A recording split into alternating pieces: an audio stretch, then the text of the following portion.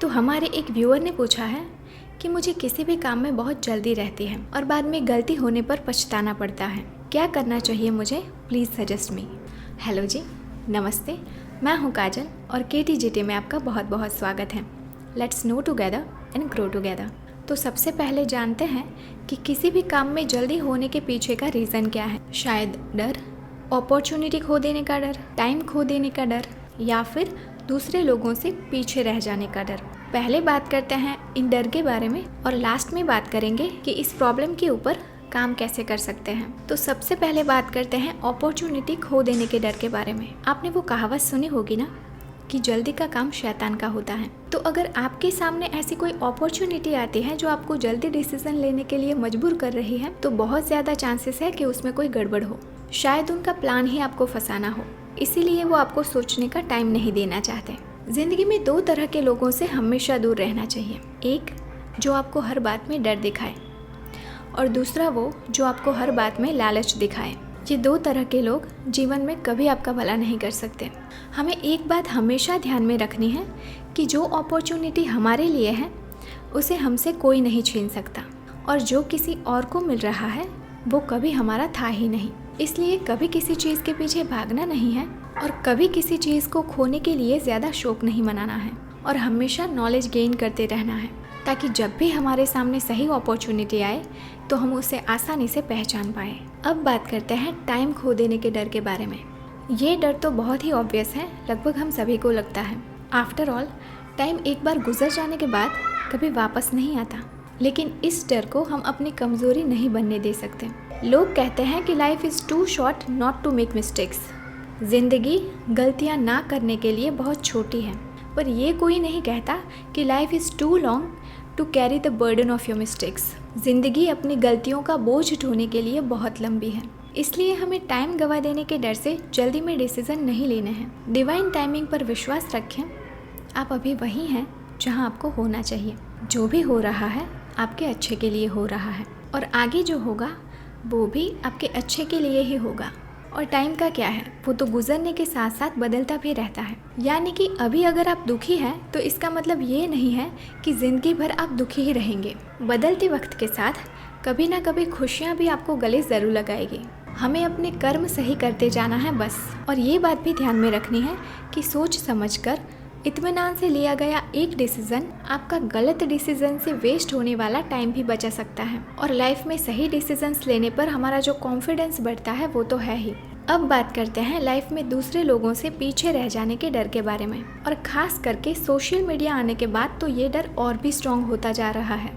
तो यहाँ पर हम सबको ये समझने की ज़रूरत है कि सोशल मीडिया पर लोग सिर्फ वो दिखाते हैं जो वो दिखाना चाहते हैं। उसके अलावा भी उनकी ज़िंदगी में और बहुत सारे पहलू होते हैं जो वो सोशल मीडिया पर पोस्ट नहीं करते, और उनकी अच्छी अच्छी पोस्ट देखकर हमें लगता है कि अरे वाह, इनकी लाइफ बढ़िया है और हमारी लाइफ घटिया है, जबकि उनकी रियल लाइफ में क्या चल रहा है उसके बारे में हमें बिल्कुल भी पता नहीं होता। तो एक तरह से देखा जाए तो सोशल मीडिया फेक है। तो वहाँ पोस्ट की गई पिक्चर्स को देखकर हमें इनसिक्योर फील करने की कोई ज़रूरत नहीं है। और वैसे भी सबकी लाइफ सिचुएशंस अलग अलग होती हैं। किसी को जल्दी सक्सेस मिलती है तो किसी को लेट।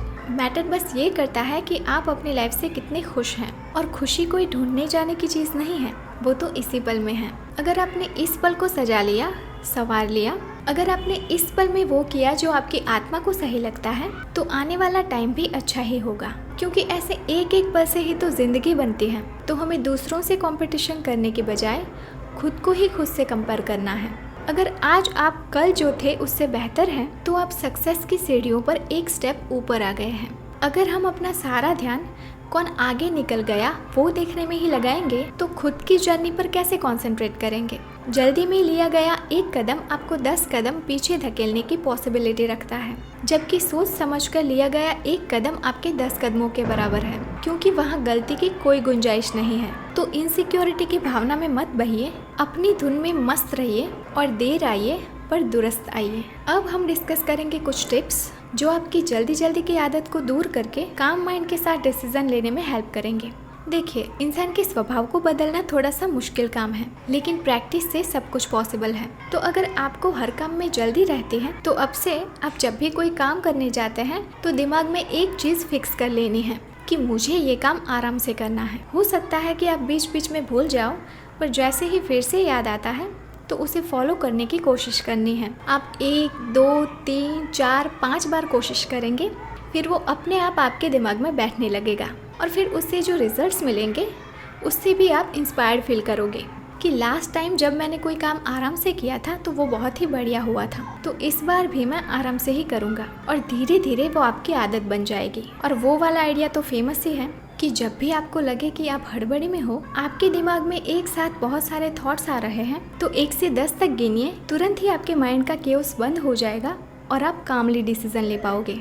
इसके अलावा आप मेडिटेशन भी ट्राई कर सकते हैं। मेडिटेशन आपके थॉट्स को कम करने में, माइंड को काम करने में और फोकस को शार्प करने में हेल्प करता है। और वीडियो के एंड में एक शायरी लिखी है, बुद्धिमत्ता के साथ काम लेने से ना जाने कितनी मुश्किलें टली हैं।